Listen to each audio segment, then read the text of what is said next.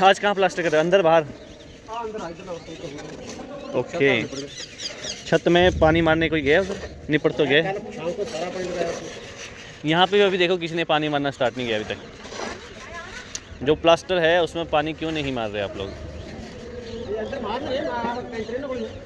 हाँ तो पानी अभी इधर रख दिया, लगाने वाला स्टार्ट कर दिया, उधर पीछे कर रहे होगे। चलो अंदर ही देख के आते हैं।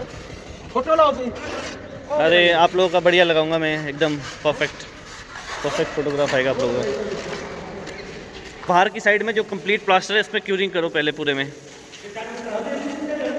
हैं। अरे यार ये देखो ना आप इधर में, ये देखो, ये पूरा का पूरा देख लो आप, पूरा आप लोग इस तरह से कर रहे हो अभी, जैसे अभी हाफ पैच किया फिर हाफ ऊपर छोड़ दिया। तब इसमें क्या, जब आप दूसरा प्लास्टर कर रहे हो तो उसमें जुड़ नहीं रहा जॉइंट। नॉर्मली हम क्या है घरों में प्लास्टर में कितना रेशियो करते हैं, मुझे तो एक्चुअल में से तो मैं कहूँ तो मुझे पहले मालूम नहीं था, बट जो यहाँ के केसेस में जो बिल्डिंग रिपेयर चल रहा है इसमें जो कि रेशियो है आउटसाइड जो वॉल है उसमें जो रेशियो रहने वाला है वो रहने वाला है 1:4 का। जो एक सीमेंट का रहेगा अगर कट्टा है तो 4 उसमें सैंड के लगेंगे, और जो सैंड है वो एम सैंड भी हो सकता है या फिर रिवर सैंड भी हो सकता है, दोनों में से जो सा आपको बेटर लगे। क्योंकि मेरी तरफ से जो फिनिशिंग अच्छी आती है वो एम सैंड में आती है, बट क्यूरिंग के अकॉर्डिंग में जो ये रहता है रिवर सैंड वो ज़्यादा बेटर है। और जो इनसाइड की जो वॉल होती है घरों की तो उसमें आपको कितना रेशियो रखना चाहिए, उनमें आप 1:6 रख सकते हो, जो कि रिपेयरिंग में बता रहा हूँ, सिर्फ ओनली फॉर रिपेयरिंग पर्पज़ पर जो प्लास्टर है तो उसमें आप इतना मतलब कि रेशियो डाल सकते हो। और जो रूफ़ है उसमें आप 1:3 या 1:4 जितना आपको एप्लीकेबल लगे, जितना ज़्यादा रखो उतना ज़्यादा उसमें ड्यूरेबिलिटी उस अकॉर्डिंग में होती है। क्योंकि आजकल की जो सैंड है उनमें क्या है स्ट्रेंथ नहीं मिल रही है भाई, बिल्कुल स्ट्रेंथ नहीं है, बहुत ही बेकार। अब तो बोल तो नहीं सकते बट इसी तरह का क्या है दिख रहा है हमें आजकल। आप लोगों के घर में अगर सभी लोग काम करने वाले हैं तो फिर घर पे कौन रहता है? घर पे कोई रहता है? तो घर में रहेगा ही। अच्छा, सारे के सारे क्या रिश्तेदार है कि क्या है?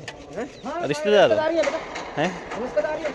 भाई आस पड़ोस के गांव का आस पड़ोस के भी या फिर गांव के दूसरे गांव के भी है। अच्छा, वो भी सही है, टाइम पास तो अच्छा हो जाता है फिर गप्पे मारते मारते। नहीं तो फिर अलग लैंग्वेज वाला मिल जाए तो फिर कहाँ इतना ज़्यादा बातचीत करेंगे लोग। बढ़िया है।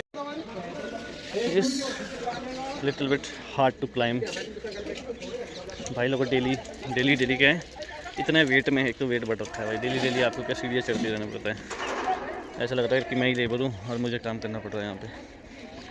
तो जो एनआरवी है वो कंप्लीट तोड़ दी गई है, तो आपको मैं दिखाता हूँ नेक्स्ट स्टेप प्रोसीजर। जो कल के दिन में क्या यहाँ एनआरवी फिलिंग हो रही थी, जो आपने छत देखा था ये आज का एनआरवी को पूरा कट डाउन कर जाता है, क्योंकि इसमें अभी प्लास्टर वर्क स्टार्ट होगा इसके बाद जब ये क्लीन हो जाएगा रूफ। तो देखो इसमें क्या है, ये एनआरवी को पूरा तोड़ दिया गया है, तो इसको क्या तोड़ के जो, क्योंकि इसका जो वर्क है वो ख़त्म हो चुका है, अब इसमें क्या प्लास्टर वर्क चलेगा। प्लास्टर जैसे हो जाएगा कंप्लीट, देन जो ये छत है इस पे लगेगा टीन शीट, ताकि जो इसकी ड्यूरेबिलिटी, जो पानी का लीकेज है वो इसमें कोई भी सोर्स ना बने कि कोई भी प्रॉब्लम आने इन फ्यूचर इसमें आने वाली है। जितना इजी लगता है ना यार इस फील्ड में काम करना या इन चीज़ों के बारे में नॉलेज रखना, ये भी अपने बात में अलग चीज़ है यार, क्योंकि बहुत सी चीज़ें होती है, बहुत सी टर्म्स है। क्योंकि जैसे कि हम कोई भी चीज़ देखते हैं, आप चाहे मेडिकल टर्म हो या किसी भी टर्म में हो, तो उनके क्या साइंटिफिक टेक्निकल नेम होते हैं, इनमें भी इतने सारे साइंटिफिक और टेक्निकल नेम है जो कि मुझे डेली याद रखने पड़ते हैं। ये वाला साफ़ है ना, तभी इसमें प्लास्टर चिपका रहे हैं पूरा का पूरा। तो इसमें क्या बिना माइक्रो कंक्रीट के प्लास्टरिंग कर रहे हैं, क्योंकि इसमें पिलर जो है एग्जिस्टिंग वो ठीक है, अभी रिक्वायरमेंट नहीं है। जैसे कि ये वाला, इसमें क्या क्रैक्स है बीच बीच में, हाँ जहाँ क्रैक्स है वहाँ क्या माइक्रो कंक्रीट जरूरी है, क्योंकि ओल्ड कंक्रीट बिल्कुल ही टूटने के लिए नहीं है। ऐसी फिनिशिंग आनी चाहिए भाई, इसमें दिखने में तो अच्छा लग रहा है कम से कम। चलते हैं दूसरी बिल्डिंगों की तरफ, और दूसरी जगह पे रोड वर्क भी चल रहा होगा, क्योंकि सुबह सुबह क्या है ब्रेकफास्ट कर रहे थे भाई। ये हमारी धन्नो बेचारी बहुत पुरानी हो चुकी है, बहुत टाइम से इसने साथ दिया है।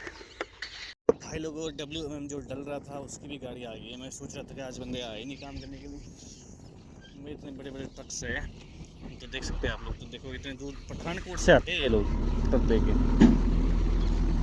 चल रही है तो ये वाइब्रेट है जैसे कि आप लोग दिख रहे हैं, तो भाई पूरी ज़मीन को हिला देता है ये।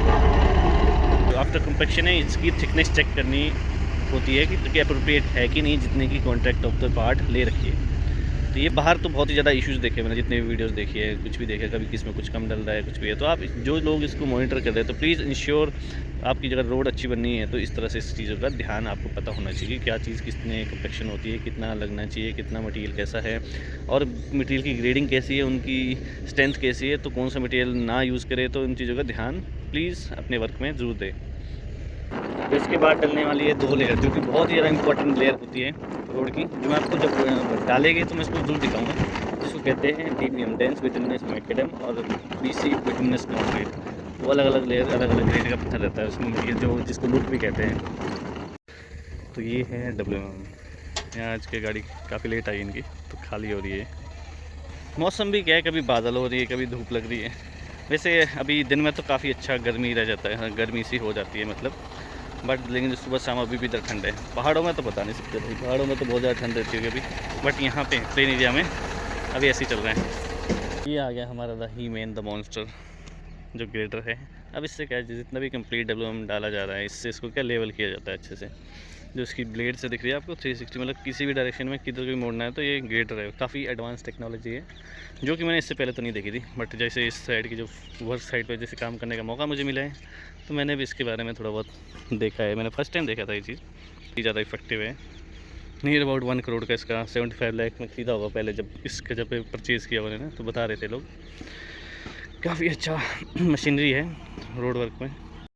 तो भाई लोगों, अभी क्या है, दोपहर के लगभग 1 बजने वाला है, तो मैं धीरे धीरे निकलता हूँ लंच करने के लिए। तो देखो, मुझे सिर्फ साइट विज़िट करने में ही पूरा इतना टाइम लग गया है, पूरा लगभग दिन लग गया है। तो अभी देखो, ऑफिशियल वर्क करना है, डॉक्यूमेंटेशन करना है, कुछ अलग अलग बहुत से डिफरेंट काम कभी भी आ जाते हैं, तो वो इन को मैनेज करने के लिए देखो टाइम ही नहीं रहता है। अब मैंने भी सोचा कि भाई जैसे कि 5 स्टार्ट हो जाएगा, पूरे 1 मंथ में से तो वेट कम नहीं हो पा रहा, उस पर भी ज़्यादा ध्यान देना पड़ेगा। तो मैंने सोचा कि अभी क्या है, डाइट पे थोड़ा ज़्यादा ध्यान देते हैं, और वर्कआउट को क्या है, डेली कोई भी डे स्किप नहीं करना पड़ेगा मुझे। तो देखते हैं यार, पूरा महीना मीठा छोड़ना पड़ेगा, जो कि मुझे बहुत ज़्यादा टफ है मुझे करने के लिए, क्योंकि मैं जब भी सोचता हूँ 1-2 दिन कर लेता हूँ, तीसरे दिन से क्या खाना फिर भी स्टार्ट कर लेता हूँ, क्योंकि सर्दी में भूख बहुत ज़्यादा लग जाती है। अब जवानी में तो होता ही है भाई, खाना छोड़ पाना बहुत ज़्यादा मुश्किल है। चलो देखते हैं, लेट्स सी क्या होता है।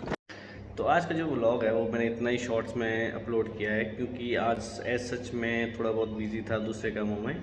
तो मेरे को थोड़ा सा क्या है, देखो अभी मैं अभी तक ऑफिस में बैठा हुआ हूँ, तो मैं थोड़ा सा जल्दी जल्दी निकलता हूँ क्लाइंट की तरफ में, क्योंकि बाहर में अंधेरा हो चुके हैं। और जो मेरी स्कूटी है उसमें लाइट्स नहीं, मतलब जो फ्रंट लाइट है, तो फिर मैं जल्दी जल्दी निकल जाता हूँ। मिलते हैं फिर कल आपको नए ब्लॉग के साथ। तो थैंक्स फॉर वॉचिंग मी। जिसने अभी तक मेरे चैनल को सब्सक्राइब नहीं किया, तो प्लीज़ जाके मेरे चैनल को सब्सक्राइब करो, ताकि जो आप मेरी रेगुलर वीडियो से अपडेटेड रह सको। Thanks for watching me, take care, bye.